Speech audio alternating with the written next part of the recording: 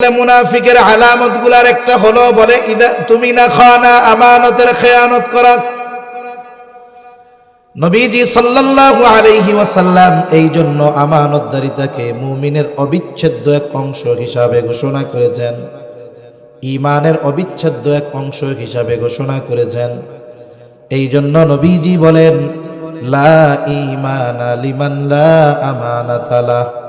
নবীজি বলেন যার মধ্যে আমানতদারিতা নাই তার ঈমান নাই। আশা করি এতটুকু কথার দ্বারা আমানতদারিতার গুরুত্ব বুঝতে পারছেন। কারণ কি? কারণ বলে আমার মধ্যে যদি আমানতদারিতা না থাকে তাহলে আমার ঈমানে ত্রুটি হয়ে গেল। ঈমানে যদি ত্রুটি হয়, আমল যদি অনেক করা হয়, কাজ হবে না। ঈমান যদি খাঁটি হয়, ত্রুটি মুক্ত হয়, তাহলে কি হবে? নবীজি বলেন আখলিস দীনাকা ইয়াকফিকাল আমালুল কলিল। নবীজি বলেন তোমার ঈমান খাঁটি করো, অল্প আমল নাজাতের জন্য যথেষ্ট হয়ে যাবে। ঈমান যদি খাঁটি হয়, আমল অল্প হলেও ওটা থেকে যায়। যেমন দেখেন এখন তো বাড়ি বাড়ি কল আছে, টিউবওয়েল আছে, মোটর আছে, টাঙ্কিতে পানি ধরে রাখে। আমরাই আমাদের ছোটবেলায় দেখেছি গ্রামের মধ্যে 2টা-3টা কল থাকতো। মানুষ রাতের বেলায় এশার নামাজের পরে, সকাল বেলায় জরুরত সারার জন্য, ওযু করার জন্য পানি দরকার।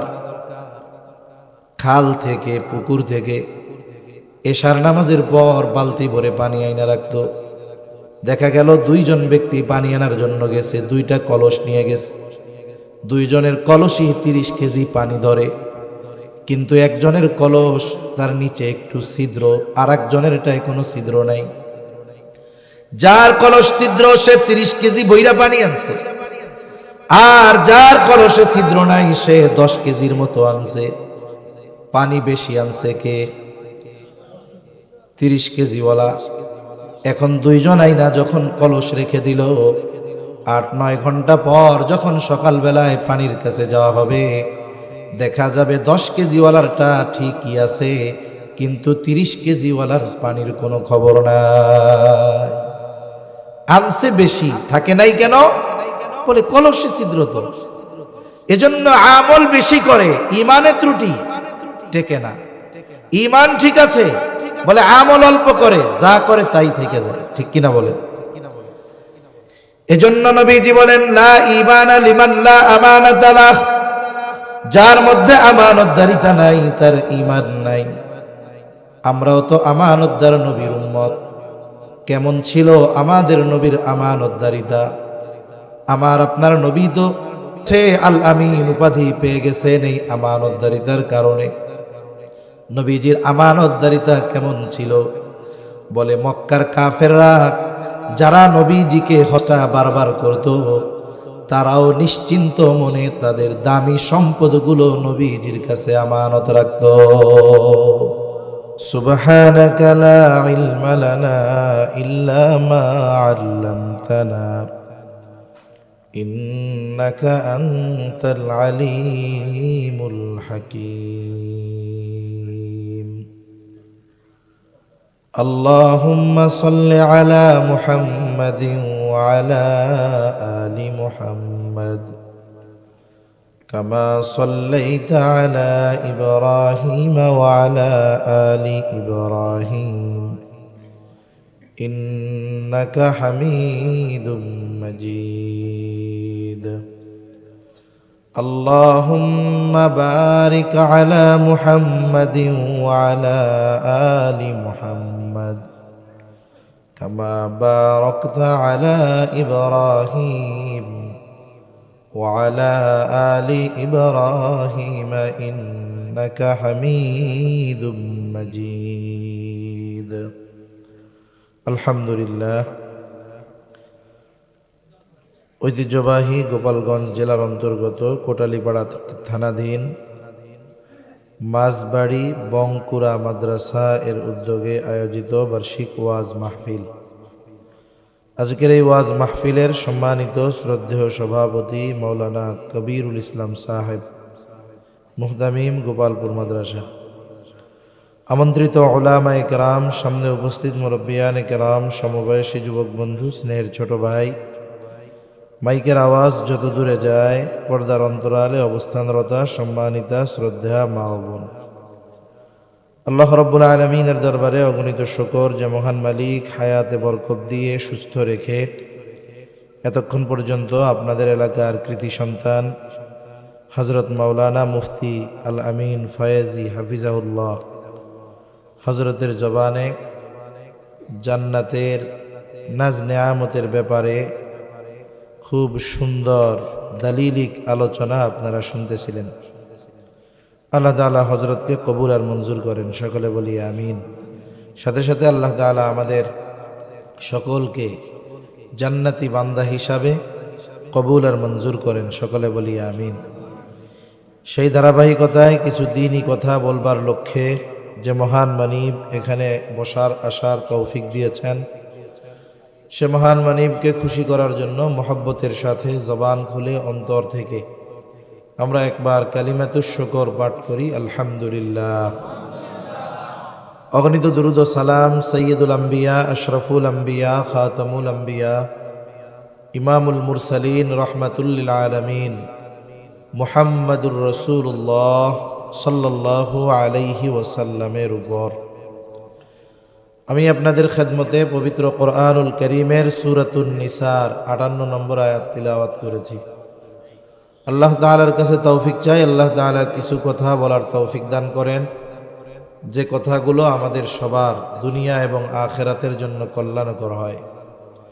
সম্মানিত উপস্থিতি, একটা মানুষকে সুন্দর তখনই বলা যায় তার চরিত্র যখন সুন্দর হবে। আর একটা মানুষের চরিত্র গঠিত হয় অনেক গুণের সমন্বয়ে, যার মধ্যে গুণগুলো পরিপূর্ণ থাকে বলে তার চরিত্র তত সুন্দর হয়। রাসূল আকরাম সাল্লাল্লাহু আলাইহি ওয়াসাল্লাম নবুয়তির বহু আগে মক্কার মুশরিকদের কাছ থেকে উনি ওনার চারিত্রিক সৌন্দর্যের সনদ সত্যায়ন পেয়ে গিয়েছেন। আল্লাহ তাআলা তো ওহী নাজিলের পরে নবীজির চরিত্রের ব্যাপারে বলেছেন, ওয়া ইন্নাকা লাআলা খুলুকিন আযীম, আপনি মহান চরিত্রে অধিষ্ঠিত। কিন্তু এর আগে কাফেররা আমার আপনার নবীজির চারিত্রিক সৌন্দর্যে মুখরিত হয়ে আমার আপনার নবীজির উপাধি দিয়েছেন আল আমিন আস-সাদিক, বিশ্বস্ত, আমানতদার, সত্যবাদী। রাসূল আকরাম সাল্লাল্লাহু আলাইহি ওয়াসাল্লাম চারিত্রিক সৌন্দর্যের প্রত্যেকটা দিক নবীজির মধ্যে পরিপূর্ণ ছিল। আসল অবস্থা হলো, আমরা মুসলমানেরা আমাদের বিশ্বব্যাপী সংখ্যা অনেক হওয়ার পরেও এ বিশ্বের চালিকা শক্তি যে সম্পদগুলোকে বলা হয়, একটা হলো এ পৃথিবীর অর্থনীতি আপ ডাউন হয় স্বর্ণের দামের উপরে নির্ভর করে। টাকা বলেন, ডলার বলেন, এগুলো নামে মাত্র কাগজ, আর কিছুই না। পৃথিবীর অর্থনীতির চাকা, অর্থনীতি সচল রাখার মাধ্যম, যেগুলোর মাধ্যমে টাকার মান বাড়ে কমে, যেই জিনিসটা যাদের কাছে থাকলে তারা সবচাইতে ধনী বলে বিবেচিত হয়, এর মধ্যে একটি হলো স্বর্ণ। আল্লাহ তাআলা মুসলমানদেরকে অনেক স্বর্ণ দান করছে। শুধু তাই না, এ পৃথিবীর অন্যতম চালিকা শক্তি আরেকটি হলো তরল স্বর্ণ, যেটাকে বলা হয় তেল। আল্লাহ তাআলা এটাও মুসলমানদেরকে যথেষ্ট পরিমাণ দান করেছে। তার মানে এ পৃথিবীতে যদি কাউকে নেতৃত্ব দিতে হয়, নেতৃত্ব দেওয়ার জন্য জাগতিক আসবাব যেগুলো দরকার এগুলো মুসলমানদের আছে। কিন্তু এরপরেও কেন নেতৃত্বের আসনে মুসলমানেরা নাই? বলে মুসলমানেরা তাদের চারিত্রিক অধপতনের কারণে আজকে সম্পদ, সংখ্যা সব কিছু থাকার পরেও মুসলমানেরা আজকে পৃথিবীর শাসন করতে পারতেছে না। এ পৃথিবীর মধ্যে মজলুম এক জাতি হিসাবে প্রতিষ্ঠিত হয়েছে, ঠিক কিনা বলেন?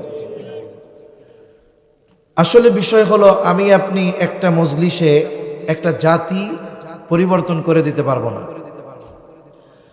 আমার আপনার নিজেদের পরিবর্তনের মাধ্যমে আমরা নিজেরা সুসংহত হয়ে সুগঠিত হয়ে আমরা আমাকে, আমার পরিবারকে, আমার সমাজকে, আমার আয়তার মধ্যে যারা আছে তাদেরকে পরিবর্তনের চেষ্টা করতে পারবো, ঠিক কিনা বলেন?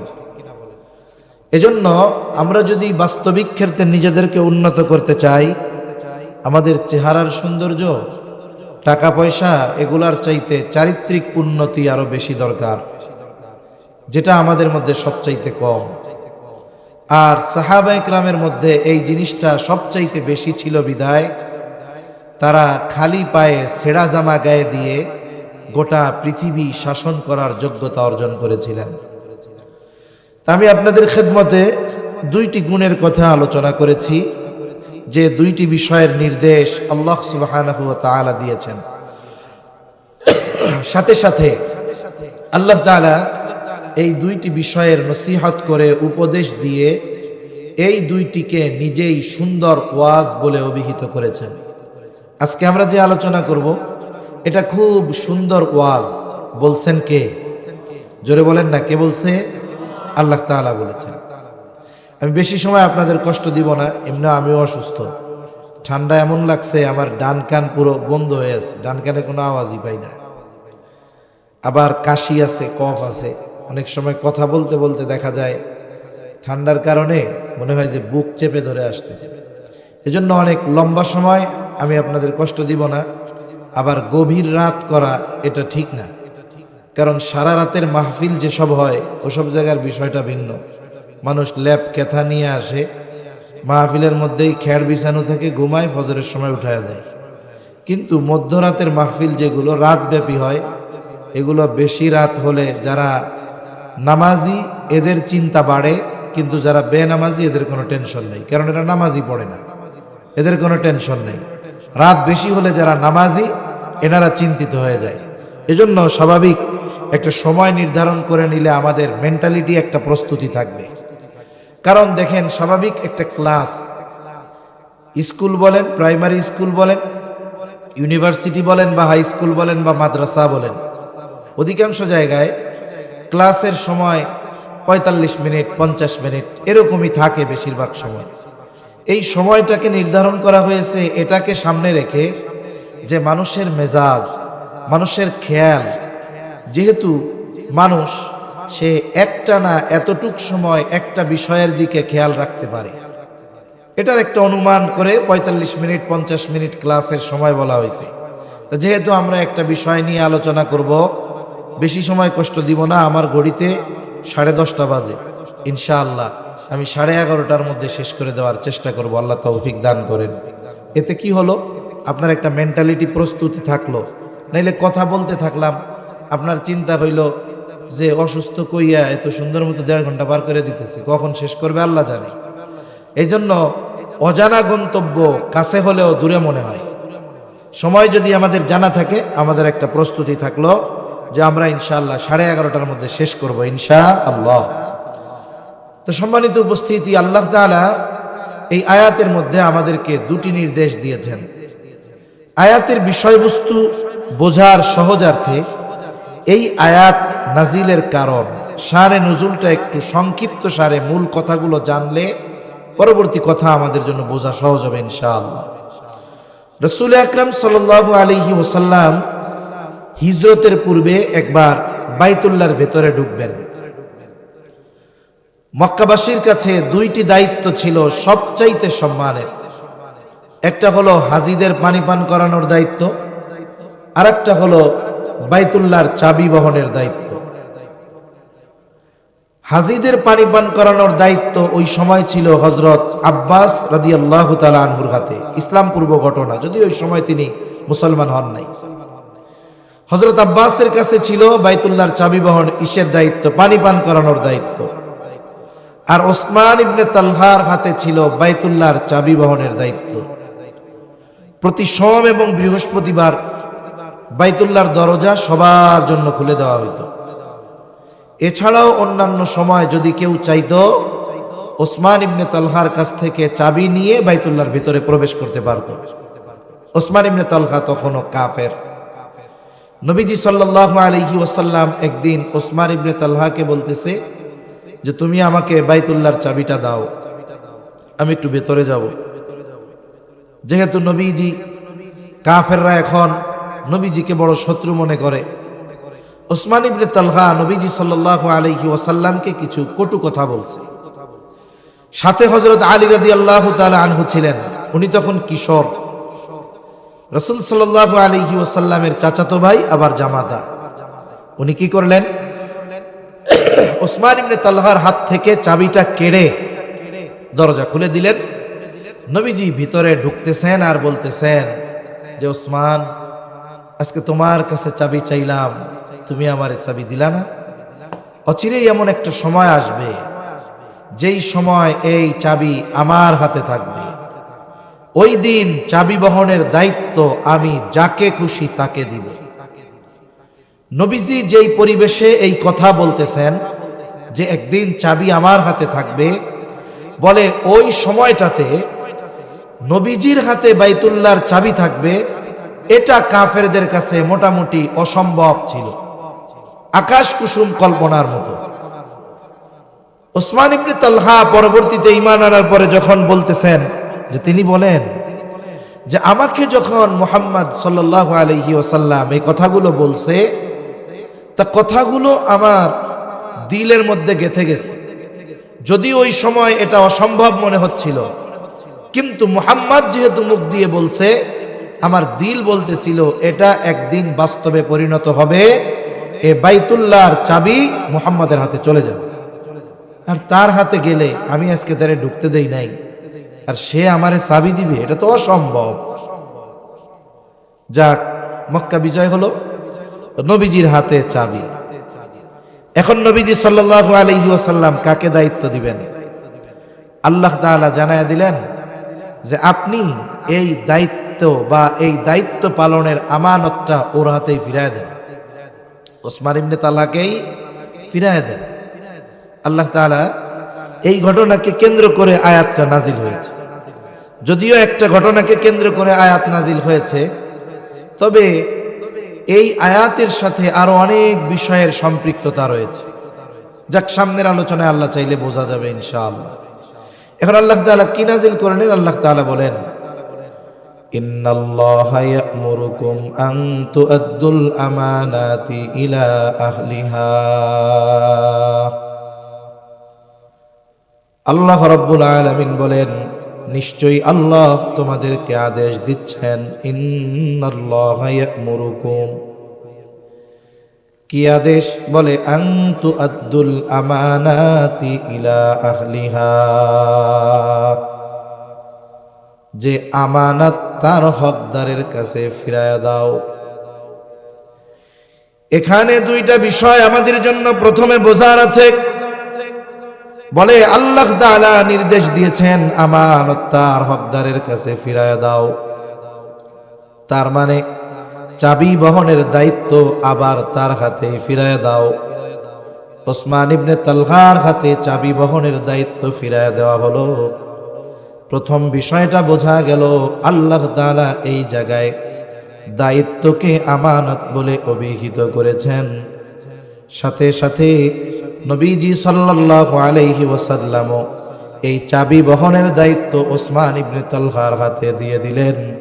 সাথে সাথে ঘোষণা করে দিলেন, ওসমান, কিয়ামত পর্যন্ত এই আমানত তথা এই বাইতুল্লাহর চাবি বহনের দায়িত্ব তোমার বংশের হাতেই থাকবে। এখানে আরেকটা বিষয় হলো যে রাসূল আকরাম সাল্লাল্লাহু আলাইহি ওয়াসাল্লামের মহানুভবতার প্রকাশ ঘটল। ও ঈমান এনেছে আনুক, কিন্তু ওই যে আগে তো ঢুকতে দেয় নাই। আমরা হইলে কি করতাম? ও আমারে ঢুকতে দেয় নাই, ওর 14 গোষ্ঠীর হাতে যেন কোনোদিনই চাবি না যায়, পারলে ওয়ারেন্ট জারি করতাম, ও তো ঢুকতে পারবেই না, ওর 14 গোষ্ঠীরে ঢুকতে দেওয়া হবে না। কিন্তু শক্তি থাকলেই প্রতিশোধ নিলেই বীর হওয়া যায় না। আসলে বীর কে? বলে যে রাগের সময় নিজের নিয়ন্ত্রণ করতে পারে। রাগ উঠলে পিটাইতে সবাই পারে, ভাঙচুর সবাই করতে পারে, কিন্তু রাগ আসলে নিজেকে নিয়ন্ত্রণ করতে সবাই পারে না। রাসূলুল্লাহ সাল্লাল্লাহু আলাইহি ওয়াসাল্লাম চাবি বহনের দায়িত্ব বা এই আমানত ওসমান ইবনে তালহার হাতে ফিরাইয়া দিলেন। এই আয়াতে আল্লাহ তাআলা আমানত শব্দটা বহুবচন ব্যবহার করেছেন। ইন্নাল্লাহা ইয়া'মুরুকুম আন তুআদ্দুল আমানাত। সাধারণ ভাষা ইংরেজি বাংলা এতে একবচন, এরপরে বহুবচন, কিন্তু আরবির মধ্যে ব্যতিক্রম, বলে প্রথমে একবচন, তারপরে দ্বিবচন, তারপরে বহুবচন। কোরআনুল কারীম এমন এক কিতাব যেখানে শব্দ বিন্যাস, বাক্য বিন্যাসের মধ্যেও রহস্য থাকে। একবচন, দ্বিবচন, বহুবচন শব্দ ব্যবহারের মধ্যেও কারণ নিহিত থাকে। মুফাসসিরিনে কেরাম বলেন আল্লাহ তাআলা এই জায়গায় আমানত শব্দটাকে বহুবচন ব্যবহার করার মাধ্যমে জানায় দিলেন যে আমানত শুধু একটা দুইটা বিষয়ের মধ্যে হয় না, বরং আমানত অনেক জিনিসের মধ্যেই হয়ে থাকে। সাথে সাথে এই আয়াতে আল্লাহ তাআলা দায়িত্বকেও আমানত বলে অভিহিত করেছেন। সার কথা হলো যে আমাদের সকলকে আমানতদার হওয়ার নির্দেশ আল্লাহ তাআলা দিয়েছেন, কারণ আমানতদারিতা হলো মুমিনের ভূষণ। একজনের মধ্যে আমানতদারিতা নাই, সে প্রকৃত মুমিন হতে পারে না। এজন্য নবীজি জানিয়ে দেন আমানতদারিতা এটা মুমিনের ভূষণ, আর আমানতের খেয়ানত করার স্বভাব এটা হলো মুনাফিকের আলামত। মুনাফিকের আলামত, মুনাফিক এটা কাফেরের চাইতেও ভয়ানক। কারণ কি? বলে কাফের তো অন্তরেও কুফরি লালন করে, প্রকাশ্যেও সে কুফরিকে প্রদর্শন করে, কিন্তু মুনাফিক অন্তরে কুফরি লালন করে, বাহিরে সে ইমানদারের লেবাস ধরে। তার মানে ওরে চেনা কঠিন। বলেন তো, যেই রোগের আলামত প্রকাশ পায় সেই রোগ বিপজ্জনক বেশি, নাকি যেই রোগের আলামত গোপন থাকে সেটা বিপজ্জনক বেশি? যেটার আলামত টের পাওয়া যায় না, গোপন থাকে। এজন্য বড় বড় রোগ দেখবেন, ক্যান্সার, আমার বাবাও ক্যান্সারে ইন্তেকাল করছে, কিন্তু ক্যান্সার বোঝা গেছে কোন সময়? বলে একেবারে লাস্ট স্টেজে গিয়ে ধরা পড়ছে ক্যান্সার। ব্যয়বহুল চিকিৎসা, আল্লাহ যতটুকু তৌফিক দিয়েছে চেষ্টা করছে, কিন্তু ডাক্তাররা বলতেছে ওনার অবস্থা এমন জায়গায় যে এখান থেকে কামব্যাক করা, ফিরে আসা এটা অসম্ভব। প্রকাশ পাইছে কোন সময়? বলে একেবারে শেষ অবস্থায় গিয়ে। এজন্য মুনাফিক এটা বেশি বিপজ্জনক। এই জন্য আল্লাহ তাআলা মুনাফিকের ব্যাপারে বলেন ইন্নাল মুনাফিকিনা ফিদ দারকিল আসফালি মিনান নার।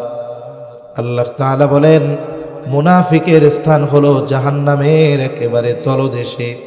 ওয়ালান তাজিদা লাহুম নাসীরা, আর মুনাফিকের জন্য কোনো সাহায্যকারী নাই। এই মুনাফিকের অন্যতম একটি আলামত হলো সে আমানতের খেয়ানত করে।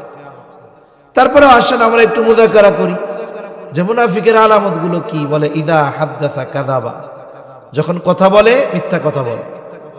ইদা ওয়াহাদা আখলাফা, ওয়াহাদা করলে ওয়াহাদা খেলাফ করে। ইদা তুমিনা খানা, আমানতের খেয়ানত করে। আর এক হাদিসের মধ্যে আরো একটা এসেছে ওয়া ইদা তাখাসামা ফাজারা, মুনাফিকের সাথে যখন কারো একটু ঝগড়া হয় মুনাফিক মন্দ কথা বলে, বকাঝকা করে। বাস্তবতা হইল এই চার আলামত কার? জোরে গন্ধ। কিন্তু মুসলমানদের মধ্যে, খালি মুসলমান না, নামাজি, হাজি, মসজিদের সভাপতি, সেক্রেটারি, এইরকম মানুষদের মধ্যেও মুনাফিকের একটা না, এই চারটা একসাথে পাওয়া যায়। আছে না নাই? এরকম সব জায়গায় কম বেশি আছে। এগুলো হলো ক্যান্সারের জীবাণুর মতো।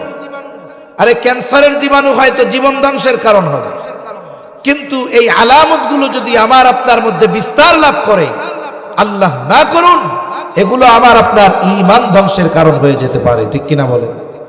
এজন্য এগুলো যদি আমাদের মধ্যে থাকে আমরা বাহির করে ফেলবো, কারণ ইনশাআল্লাহ। ইনশাআল্লাহ অরিজিনালটা কইছেন তো? অরিজিনাল ইনশাআল্লাহ বুঝেন, বেজাল ইনশাআল্লাহ আছে। ইনশাআল্লাহ বেজাল হয় কেমনে? ব্যাপারটা হইল আমাদের দেশের মানুষ ইনশাআল্লাহকে ব্যবহার করেন নার বদলে, নার বদলে ইনশাআল্লাহ বলে। মনে করেন একজন কাছের মানুষ, সে আপনারে বলছে যে ভাই আমার এই কাজটা তুমি পারবা, করে দাও। এখন তার সাথে আপনার সম্পর্ক, সকালবেলাও চা নাস্তা আপনারে খাওয়াইছে, বিকেলবেলা একটা কাজ করে দিতে বলছে, আপনি মুখের উপরে না বলবেন? বুঝেন নাই? না বলবেন, তখন কি কয়? কয় ইনশাআল্লাহ। আর মনে মনে কয় করবো না তো। মনে করেন তাবলীগের লোক আসছে, এখন ছেলে পেলে খেলাধুলা করে, ধরায় দিছে একজন, ওই যে ম্যাট্রিক পরীক্ষা শেষ হয়েছে, 3 মাস বৈশা থাকবে বাড়ি, ওরে একটু তাশকিল করে দেখেন নেওয়া যায় কিনা। এখন ওরে যে এত তাবলীগের সাথীরা পাইছে, ধুমসে তাশকিল করা শুরু করছে। আর ওর মনে মনে নিয়ত, আমি তো যাব না, কিন্তু লোকগুলো যেমনে কইতেছে মুখের উপরে না খাওয়া যায়, পাশের থেকে আর একজন কয় ইনশাআল্লাহ না কইলে ধরে ছাড়বে না, কয় ইনশাআল্লাহ। এবার ওনারা ছেড়ে দিচ্ছে। তাহলে আমরা অনেক সময় নার বিকল্প হিসাবে ইনশাআল্লাহর ব্যবহার করি। শব্দ ব্যবহারের কারণে এ শব্দের ওজন কমে যায়।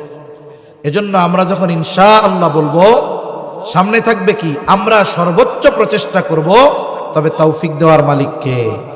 আল্লাহ। এবার কোন ইনশাআল্লাহ।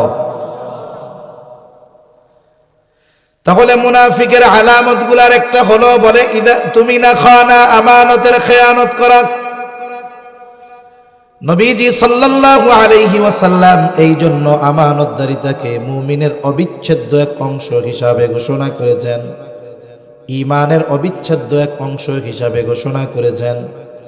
এই জন্য নবীজি বলেন, লা ঈমানা লিমান লা আমানাতা লাহ। নবীজি বলেন, যার মধ্যে আমানতদারিতা নাই তার ঈমান নাই। আশা করি এতটুকু কথার দ্বারা আমানতদারিতার গুরুত্ব বুঝতে পারছেন। কারণ কি? কারণ বলে, আমার মধ্যে যদি আমানতদারিতা না থাকে, তাহলে আমার ঈমানে ত্রুটি হয়ে গেল। ঈমানে যদি ত্রুটি হয়, আমল যদি অনেক করা হয়, কাজ হবে না। ঈমান যদি খাঁটি হয়, ত্রুটি মুক্ত হয়, তাহলে কি হবে? নবীজি বলেন, আখলিস দীনাকা ইয়াকফিকাল আমালুল কলিল। নবীজি বলেন, তোমার ঈমান খাঁটি করো, অল্প আমল নাজাতের জন্য যথেষ্ট হয়ে যাবে। ঈমান যদি খাঁটি হয়, আমল অল্প হলেও ওটা থেকে যায়।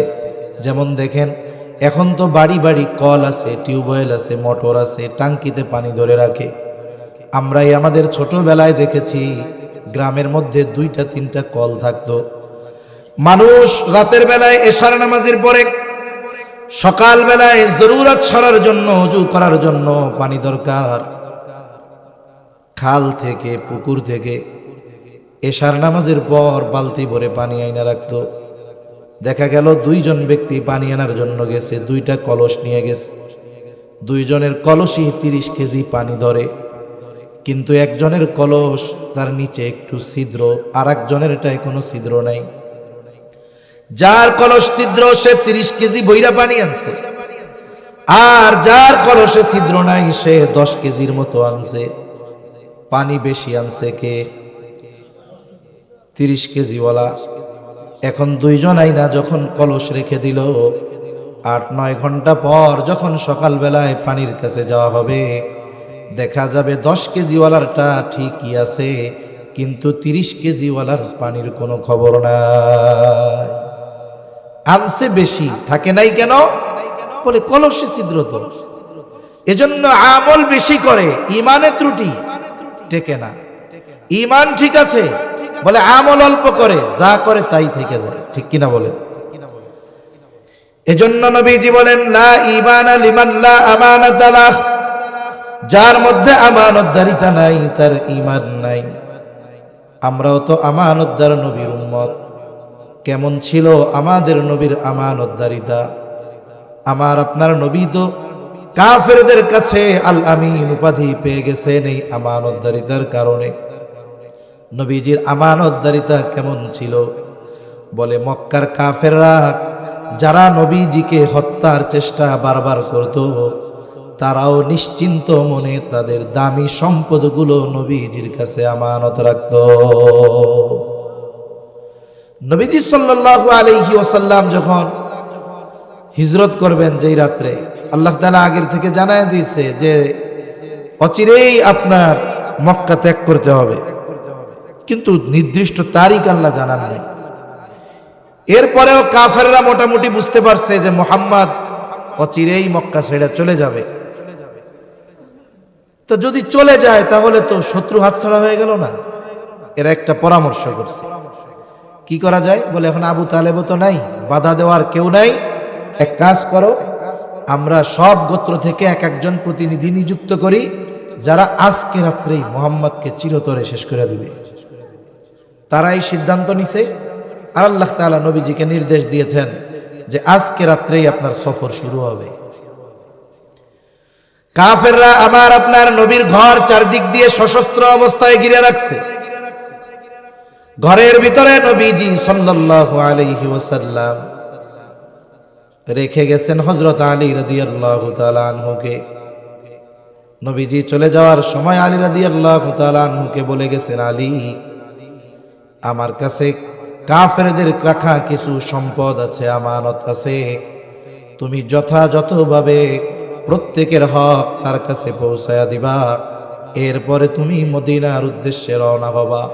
চিন্তা করে দেখেন, যারা হত্যা করার জন্য ঘরের চতুর্দিক ঘিরে রাখছে, যাদের কারণে মক্কা ছেড়ে চলে যাওয়া লাগতেছে, ওই মানুষগুলোর সম্পদ যতক্ষণ না তাদের কাছে পৌঁছানোর সুব্যবস্থা হয়েছে, ততক্ষণ পর্যন্ত আমার আপনার নবী সফর শুরু করেন নাই।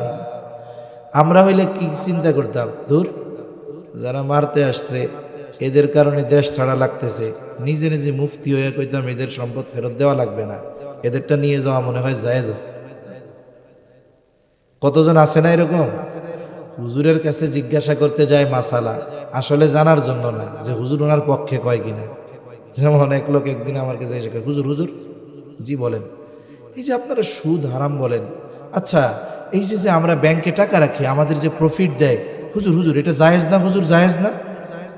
আমি বললাম, আপনি যদি এত বলেন তাহলে আমার আর কি বলার সুযোগ আছে? ওনার বলার ভাবে বোঝা যায় আসলে উনি ব্যাংকে টাকা ফিক্সড ডিপোজিট করে রাইখা মাসে মাসে ওটা দিয়ে সংসার চালায়।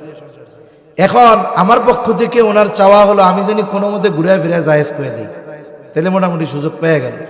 এরকম কিছু মানুষ আছে যে সে নিজে নিজে এটারে বানাবে, এখন হুজুর কইয়া দিছে না এটা জায়েজ নাই, হারাম। হ্যাঁ, আমি হারাম বানাইছি নাকি? যারা দেয় কেন তাকে দোষ, দিলে তো আমরা নিমুই। বুঝেন নাই কথা মনে হয়? তারা দেয় কেন? দেয় বলেই তো আমরা নেই, এ কথা বলার কোনো সুযোগ নেই। নবীজি সাল্লাল্লাহু আলাইহি ওয়াসাল্লাম শ্রেষ্ঠ আমানতদার ছিলেন। তার উম্মত আমরা, আমাদেরও আমানতদার হওয়ার দরকার আছে না নাই? অনেক কিছুর মধ্যে আমানতদারিতা হয়, এখানে আসে আমরা আলোচনা করি।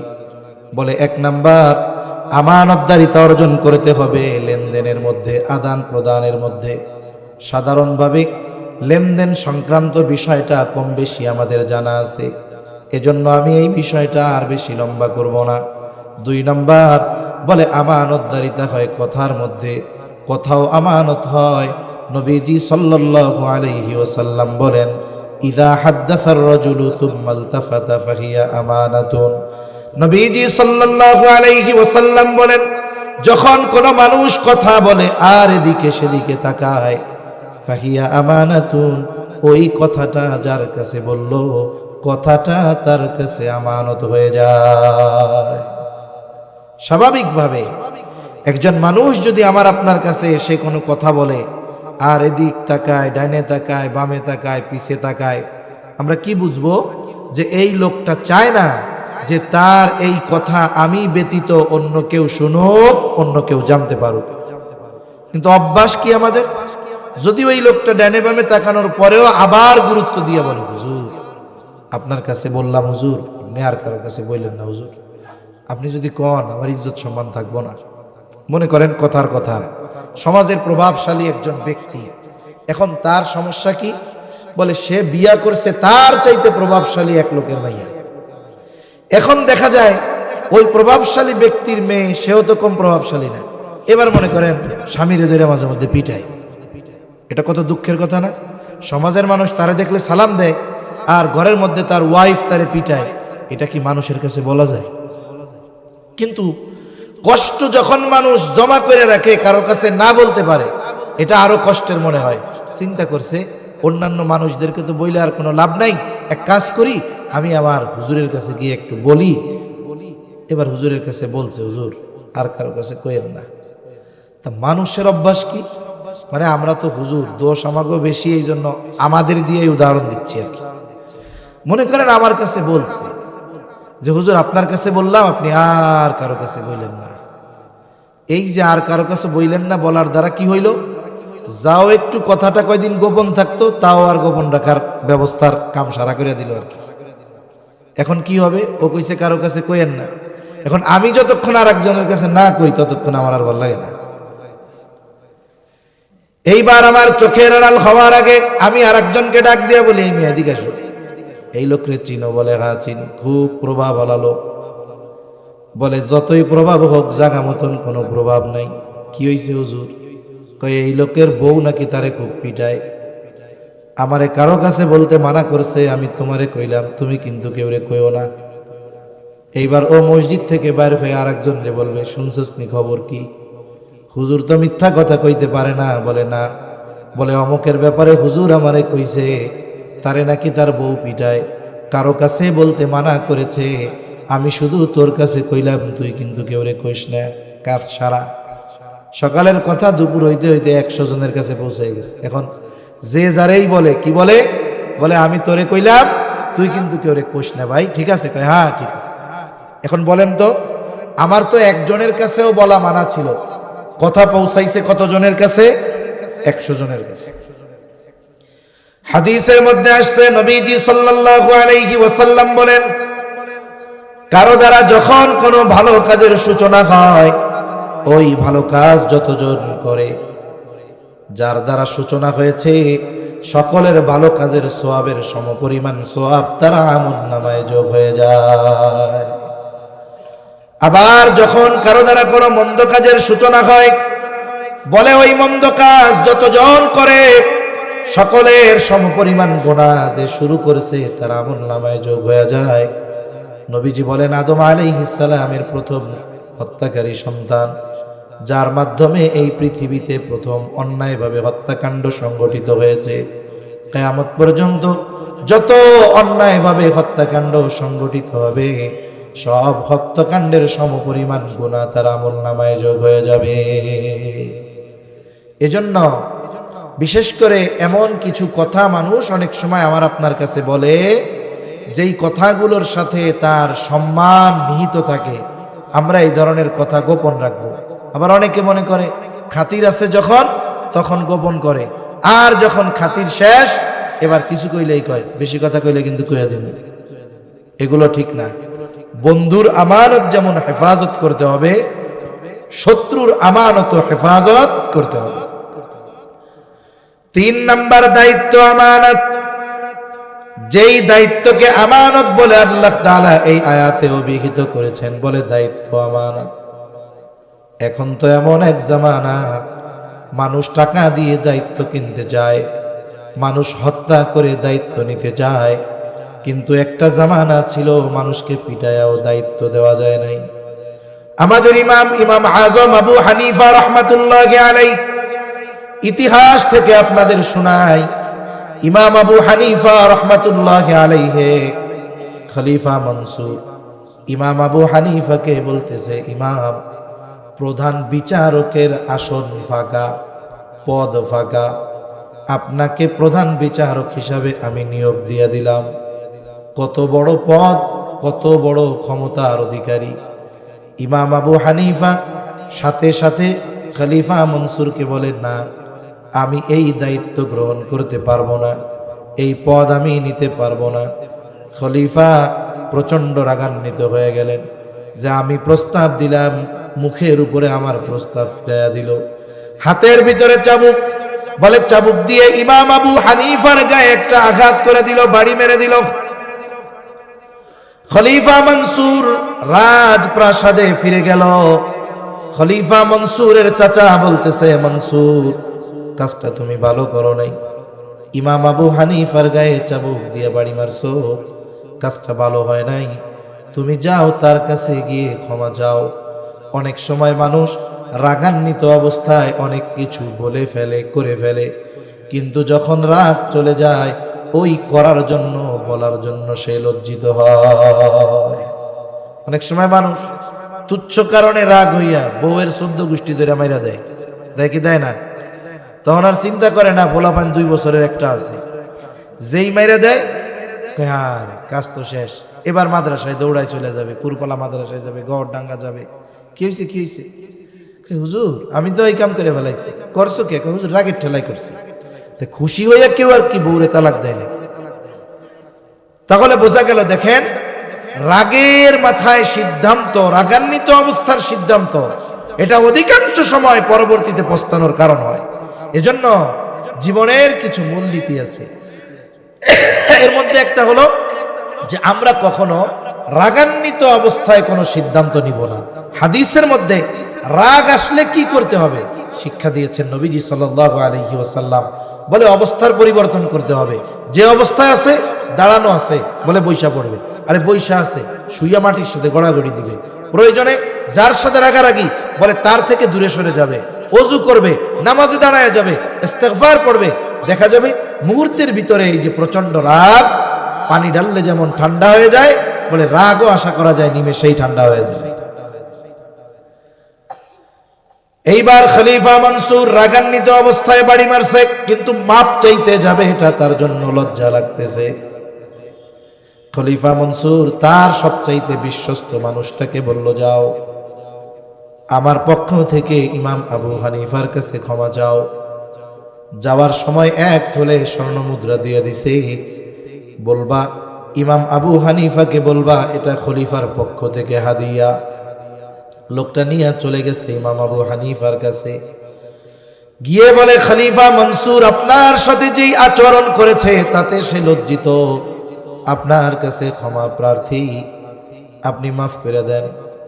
ইমাম আবু হানিফা নববী গুণে গুণান্বিত, তিনি সাথে সাথে বললেন, যাও, মাফ করে দিলাম। লোকটাও খুব চতুর, বলে, এই যে 1 তোলে স্বর্ণ মুদ্রা আপনার জন্য হাদিয়া দিয়েছে, আপনি যদি হাদিয়াটা গ্রহণ করেন তাহলে তিনি সুনিশ্চিত হবে যে আপনি তারে মাফ করছেন। ইমাম আবু হানিফা বলতেছে, হাদিয়া লাগবে না, আমি তারে মাফ করে দিছি। বলে, না, নিতেই হবে, খলিফা দিছে, নেন। জোরাজুরি করতেছে। বলে, আপনি রাখেন, যদি আপনি নিজের জন্য ব্যয় না করেন, সদকা করে দিয়ে। ইমাম আবু হানিফা বলে, আমি রাখবার পর এটা আমি নিজের জন্য ব্যয় করি নাকি সদকা করে দেই সেটা বিষয় নয়, বরং তোমার খলিফা জানবে ইমাম আবু হানিফা আমার দেওয়া হাদিয়া গ্রহণ করেছে, এটা তুমি ফেরত নিয়ে যাও। লোকটা আরো জোরাজুরি করে, বলে, তোমার খলিফা যে আমারে হাদিয়া দিল, পাইল কোথায়?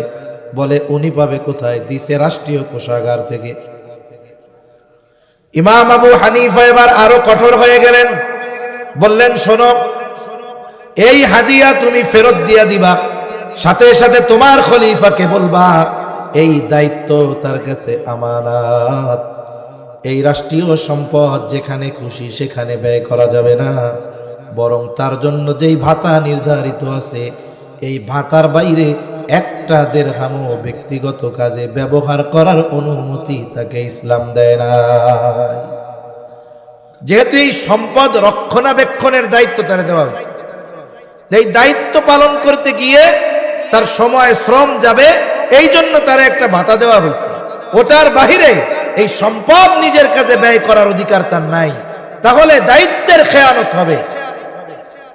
এইবার এটা নিয়ে গেছে। কিছু লোক আছে না, তাল বানায় ফেলতে পারে। কিছু মিথ্যুক আছে, এত সুন্দর করে মিথ্যা কথা কয় যে সত্যবাদীর কথার চাইতে ওর মিথ্যা কথা শুনতে ভালো লাগে। আমরা ছোটবেলায় মাঝে মধ্যে গুলিস্তান যাইতাম, গুলিস্তান গুলিস্তান যাইতাম, তা গুলিস্তানে দেখবেন অনেকে করবে কি, ওই রেডিও একটা নিয়ে, একটা মাউথ নিয়ে ওষুধ বিক্রি করে। কি ওষুধ? বলে একটা গাছের বাকল, ওই এক বাকল যদি কেউ কোমরে বাঁধে তার কোনো রোগ থাকবে না, ডায়াবেটিস থাকবে না, কিডনির সমস্যা থাকবে না, হার্টের প্রবলেম থাকবে না, উচ্চ রক্তচাপ কমে যাবে, সব কিছু স্ট্রং শক্তিশালী এক মানুষ এসে পরিণত হবে। সবাই একেবারে খেয়াল দিয়ে কথাগুলো শুনত। এখন এক একজনকে যদি ডাক দিয়ে জিজ্ঞাসা করতেন, ভাই এত একাগ্রতার সাথে হকারের ওয়াজ শুনতেছেন, ও যা বলতেছে আপনার বিশ্বাস হয়? ও না, জীবনেও সম্ভব না। তাহলে শুনতেছেন কেন? শুনতে তো ভালোই লাগে। শুনতে কি লাগে? ভালোই লাগে। এই যে মজা সুন্দর সাজায় কুজায় কয়, এরকম কিছু মিথ্যুক আছে সমাজে। এরা মিথ্যা কথা এত সুন্দরভাবে বলে যে আপনার সত্য কথার চাইতে ওর মিথ্যা কথা শুনতে ভালো লাগবে। এখন ও গিয়া খলিফার কাছে ইমাম আবু হানিফার ব্যাপারে এইভাবে সাজায় কুজায় মিথ্যা কথা কইছে। খলিফারে প্রচন্ড রাগান্বিত বানাই দিছে। খলিফা বাহিনী পাঠায় দিছে, যাও, কত বড় স্পর্ধা, আমার ব্যাপারে এমন কথা বলার দুঃসাহস কোথায় পেল, আটকাও, জেলখানার মধ্যে বড়। ইমাম আবু হানিফাকে প্রতিদিন চাবুক দিয়ে আঘাত করা হতো আর বলা হতো, আপনি যদি প্রধান বিচারকের দায়িত্ব গ্রহণ করেন ছেড়ে দেওয়া হবে। ঐতিহাসিকদের থেকে দুইটা বর্ণনা পাওয়া যায়। ইমাম আবু হানিফা যখন তার অবস্থার উপরে, কথার উপরে অটল, ইমাম আবু হানিফাকে খাবারের সাথে বিষ প্রয়োগ করে শহীদ করা হলো। আর এক বর্ণনা, উনি যখন প্রচন্ড অসুস্থ, ওনারে বাড়িতে পাঠায় দেওয়া হয়েছে, গৃহবন্দী করে ফেলা হয়েছে। ছাত্ররা জিজ্ঞাসা করে, উস্তাদ, যেই দায়িত্ব গ্রহণ করার জন্য এত জুলুম, এত অত্যাচার, ওই দায়িত্ব গ্রহণ করার জন্য যত যোগ্যতা দরকার সব আপনার থাকার পরেও আপনি কেন জুলুম সহ্য করলেন, দায়িত্ব নিলেন না? ইমাম আবু হানিফা বললেন, শোনো, আমি যেই দায়িত্ব নেই নাই, ওই দায়িত্বের ব্যাপারে আল্লাহ তাআলা আমাকে কিয়ামতের দিন জিজ্ঞাসা করবে না। কিন্তু দায়িত্ব নেবার পর দায়িত্বের মধ্যে যদি কোনো ত্রুটি বিচ্যুতি হয়ে যায়, যেহেতু দায়িত্ব আমানত, কিয়ামতের দিন আল্লাহর সামনে খেয়ানতের বোঝা নিয়ে দাঁড়াতে হবে।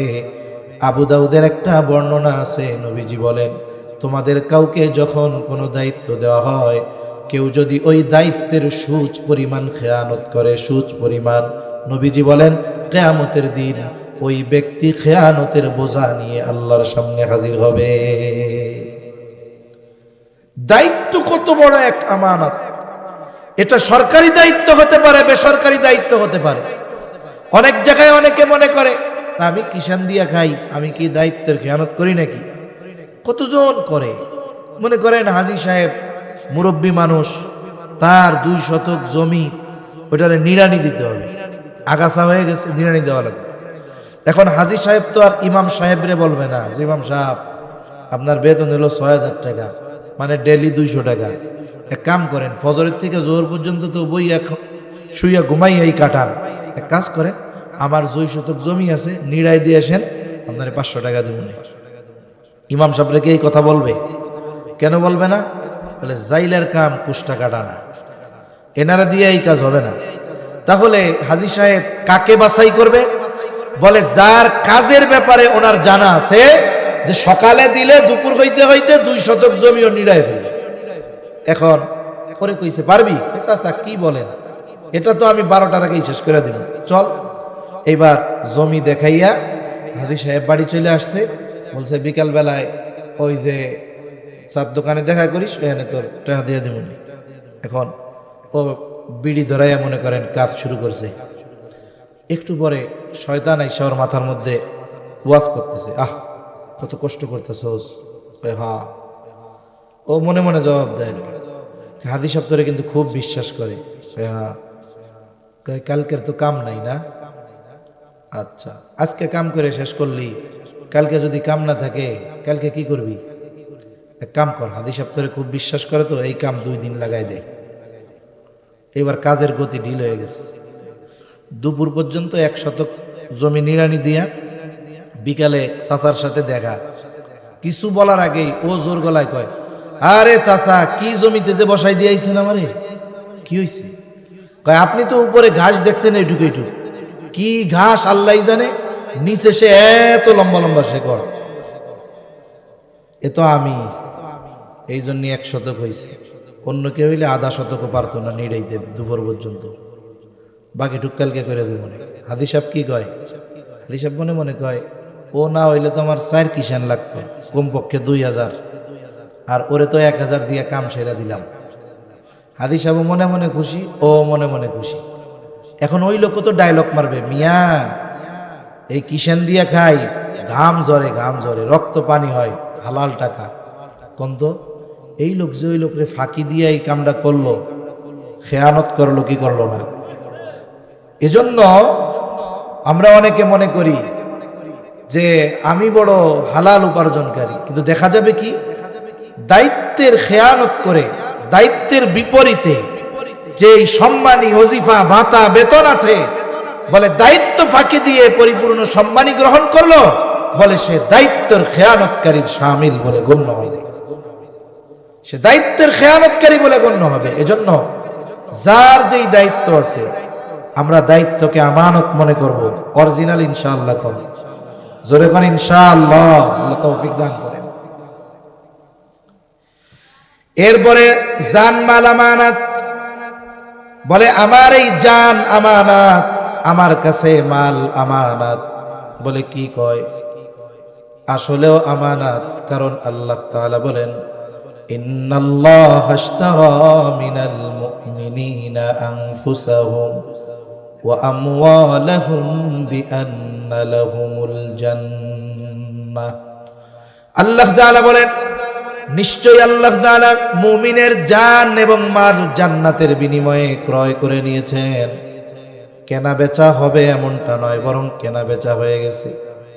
কেনা বেচা হয়ে গেলে বলেন তো, মালের মালিক যদি বিক্রয় করে ফেলে, কেনা বেচা যদি হয়ে যায়, মালের মালিক কি আর মালের মালিক থাকে নাকি? যদিও জানমাল আমার আপনার কাছে আছে, কিন্তু মালিকানা কার? যদিও জান্নাত এখনো আমরা পাই নাই, আমরা জান্নাতের মালিক, আর আল্লাহ তাআলা হলেন জানমালের মালিক। বলে এটা আমাদের কাছে আমানত, আমানতের জিনিস ব্যবহার করার অনুমতি নাই। তবে আল্লাহ তাআলা বড় মেহেরবান, এই জানমাল আমাদের ব্যবহার করার অনুমতি দিয়েছেন, এটা হয়ে গেল নেয়ামত। তবে নির্দিষ্ট গণ্ডির ভিতরে ব্যবহার করতে হবে। আপনি আপনার মাল নিজে খান, ভালো কথা, কোনো অসুবিধা নাই, মাদ্রাসায় দেন অসুবিধা নাই, মসজিদে দেন অসুবিধা নাই। আপনার প্রতিবেশী একজন হিন্দু ও মুসলিম, খাবার নাই, তারে খানা কিনে দেন অসুবিধা নাই, পোশাক নাই পোশাক কিনে দেন অসুবিধা নাই, মেয়ের বিবাহ দিবে টাকা নাই, টাকা দেন অসুবিধা নাই, ঘর নাই ঘর বানায় দেন অসুবিধা নাই। তবে পূজার জন্য টাকা চাইলে দেওয়া যাবে না। আপনি ভালো খান ভালো পড়েন অসুবিধা নাই। হাদিসের মধ্যে আসছে পরিবারের জন্য যা ব্যয় করা হয় সাদকা, তবে অপচয় করা যাবে না। এই নির্দিষ্ট গণ্ডির ভিতরে যদি সম্পদ ব্যয় করা হয় সমস্যা নাই। বলে আমার শক্তি, আমার শ্রম, এটা আল্লাহ তাআলার পক্ষ থেকে আমানত। এই জন্য আমি আপনি যদি আমার আপনার কোনো শ্রম এমন কাজে ব্যয় করি যেটা পাপের কাজ, বলে তাহলে জানের খেয়ানত করা হয়। মনে করেন এক জায়গায় গানের অনুষ্ঠান হবে, এই যেহেতু আসতেছে 31st নাইট, এগুলো পালন করার সাথে মুসলমানদের কোনো সম্পর্ক নাই। এগুলো উদযাপন করা ইহুদি নাসারাদের কাজ, অনুসরণ করা। আল্লাহ এগুলো থেকে বেঁচে থাকার তৌফিক দান করেন। মনে করেন এক জায়গায় গানের অনুষ্ঠান হবে, যুবকরা বাঁশ গাড়তেছে, শাবল দিয়ে মাটি খুঁড়তেছে। এখন একজন মুরব্বী বলে, কি করো তোমরা? বলে আমরা বাঁশ গাড়ি, প্যান্ডেল বানাবো। কেন? বলে একটু গানের অনুষ্ঠান হবে। আরে হুজুর গো, ঠেলায় গান বাদ্য দেশের থেকে উঠে গেছে, এখন তোরা ওয়াজ মাহফিলের ঠেলায় তো আর গান বাদ্য হয় না, তোরা ভালো একটা আয়োজন করছস। আমিও অনেক আগে গান বাদ্য শুনছি, আমার তো টাকা পয়সা নাই, দে শাবল দে, একটা বাঁশ গাইড়া তো ওগুলোকে শরীরতেই আছে না এরকম লোক অনেক। এই যে উনি ওনার শক্তি ব্যয় করলো কোন কাজে? গোনার কাজে। বলে উনিও খেয়ানতকারী। পাপের কাজের সাথে তো শরীক হইলই, ওটা তো আছে, সাথে সাথে শক্তিকে পাপের কাজে ব্যয় করার মাধ্যমে সে জানের খেয়ানতকারী।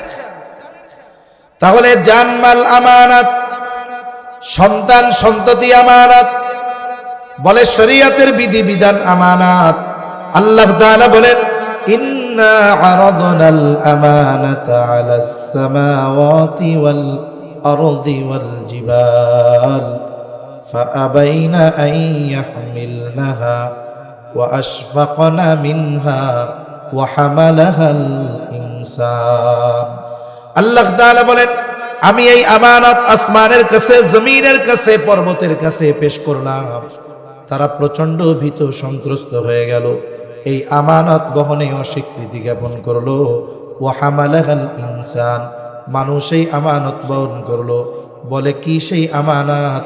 বলে সেই আমানত হলো কোরআন, আমানত হলো শরীয়তের সকল বিধিবিধান। এই জন্য আল্লামা তাকি উসমানী দামাত বারকাতুহুমুল আলিয়ার বড় ভাই আল্লামা মুফতি রফি উসমানী রহমাতুল্লাহি আলাইহি বলেন যে শরীয়তের বিধিবিধান আমাদের উপরে আমানত। আল্লাহ যা করতে বলেছেন আমানত, যা নিষেধ করেছেন তা আমানত। যেমন করণীয় কি, যে আল্লাহ তাআলার আদেশ আমাদের নামাজ পড়তে হবে, নামাজ।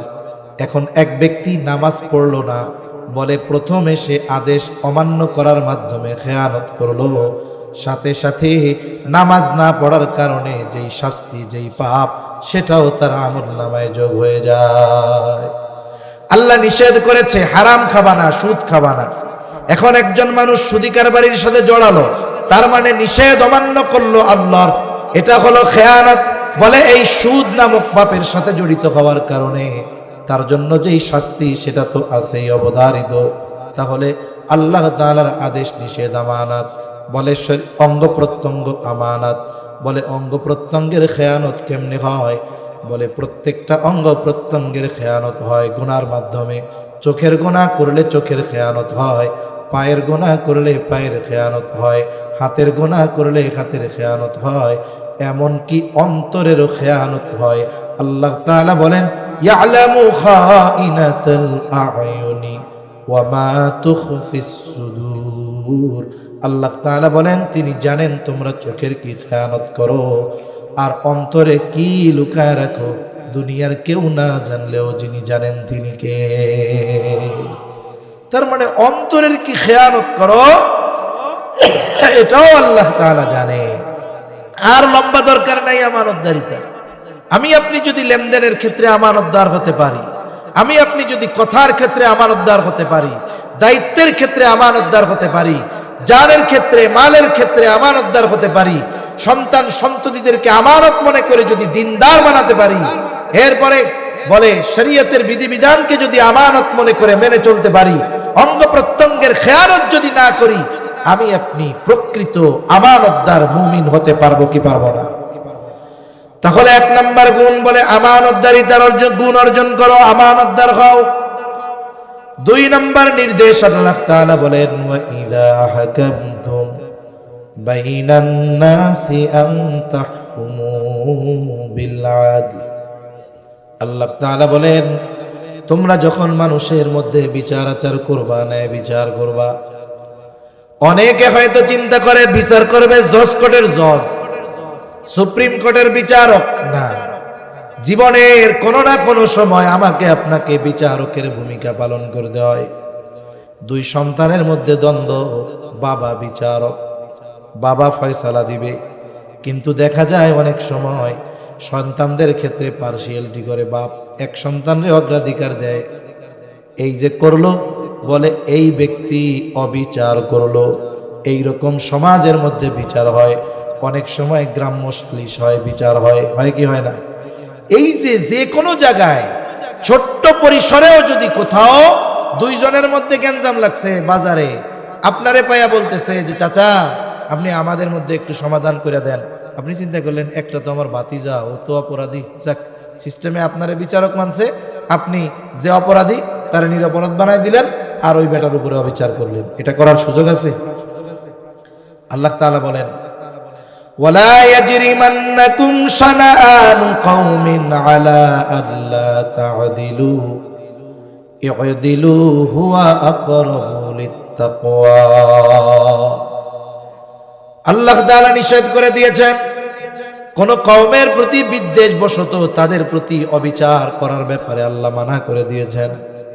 তার মানে শত্রু যদি আমার আপনার কাছে বিচারের জন্য আসে, আমাকে আপনাকে শত্রুর ক্ষেত্রেও ন্যায় বিচার করতে হবে। আল্লাহ তাআলা বলেন ইহদিলু, ওই জায়গায় ন্যায় বিচার করবা, হুয়া আকরাবু লিত্তাকওয়া, আর এটাই হলো তাকওয়ার অধিক নিকটবর্তী। কিন্তু আফসোসের বিষয় কি, আমরা ন্যায় বিচার করি না, আবার ন্যায় বিচার করলে এটা মানতেও রাজি থাকি না। কি চিন্তা করি যে রায় যদি আমার বিপক্ষে যায় আমি মানব না, এটা ঠিক না।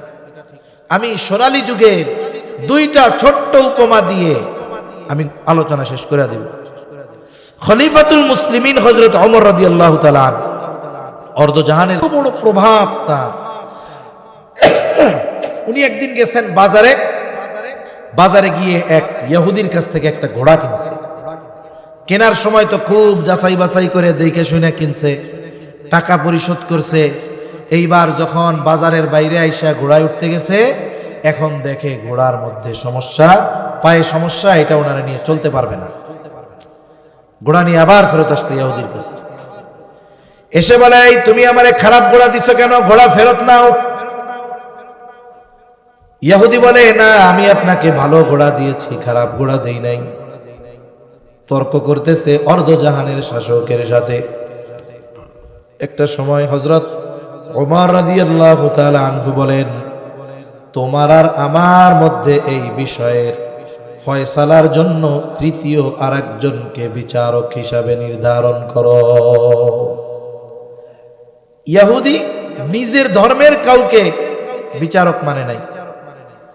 ইহুদি দেখতে পাইল বাজারের মধ্যে শুরাই বলে, খলিফাতুল মুসলিমিন, আমার আর আপনার মধ্যে শুরাই ফয়সালা করে দিবে, সে যা রায় দিবে আমরা সেটা মাইনা নিব।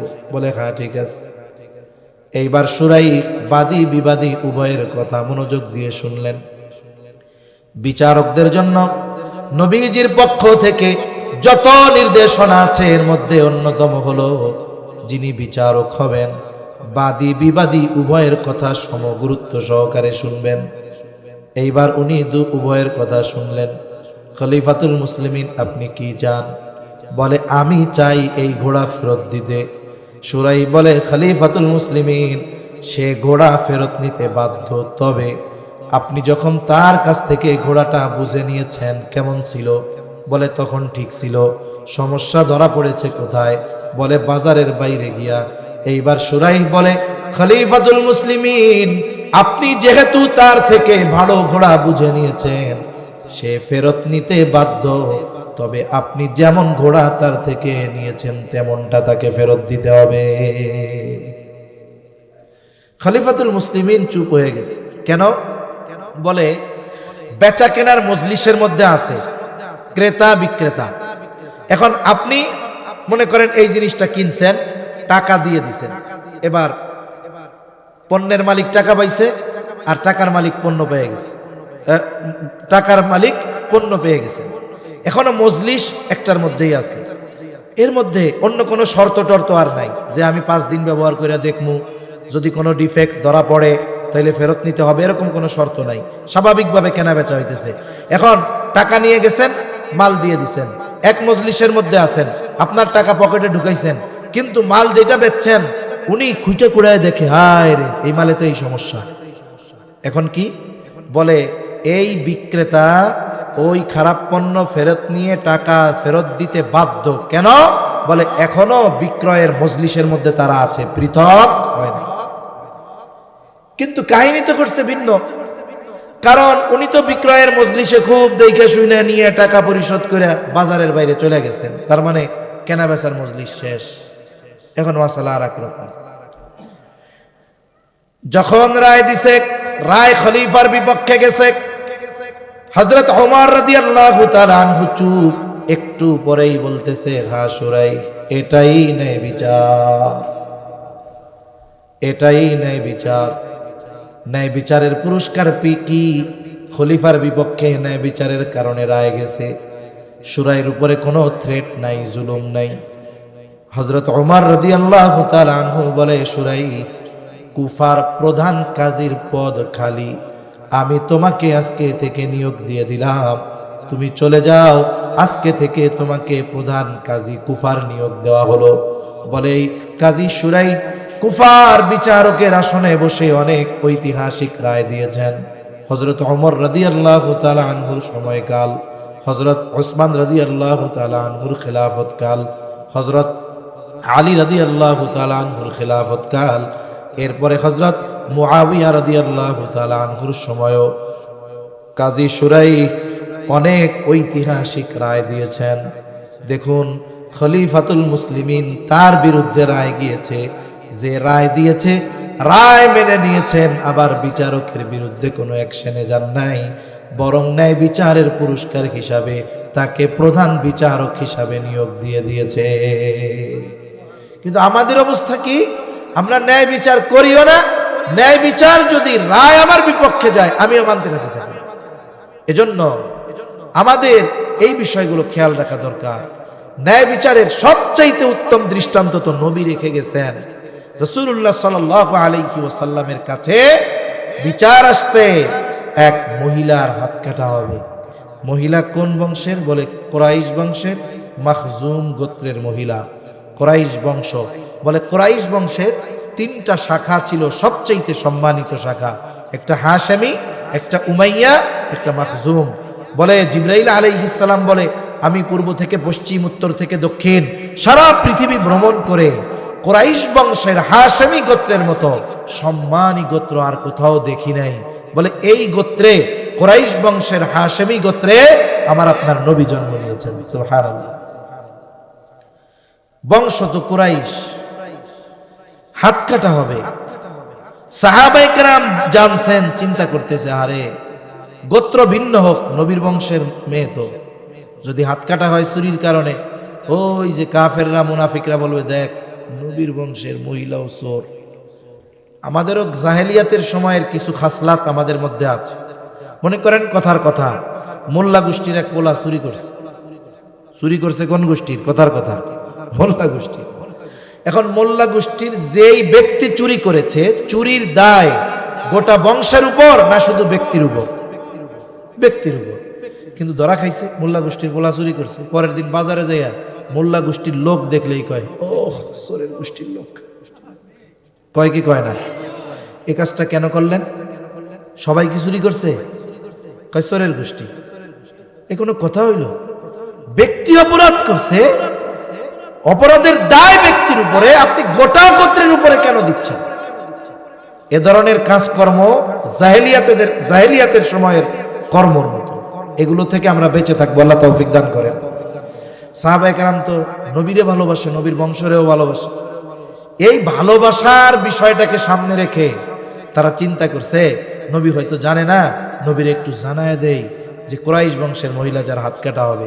তা নবীর কাছে খবরটা কে নিয়ে যাবে? নবীজি তখন হুজরার ভিতরে হযরত যায়েদ রাদিয়াল্লাহু তাআলা আনহুর ছোট্ট ছেলে ওসামা, ওরে বলতেছে তুমি যাও তোমার নানার কাছে গিয়ে বলবা, নানা যেই মহিলার হাত কাটা হবে এই মহিলা হলো কুরাইশ বংশের মহিলা। ছোট মানুষ, ওরে যা শিখায় দেওয়া হয় ও যে তাই বলে। অনেক সময় আমরা ছোটদের মিথ্যা কথাও এরকম শিখায় দিই। কেমনে শিখায়?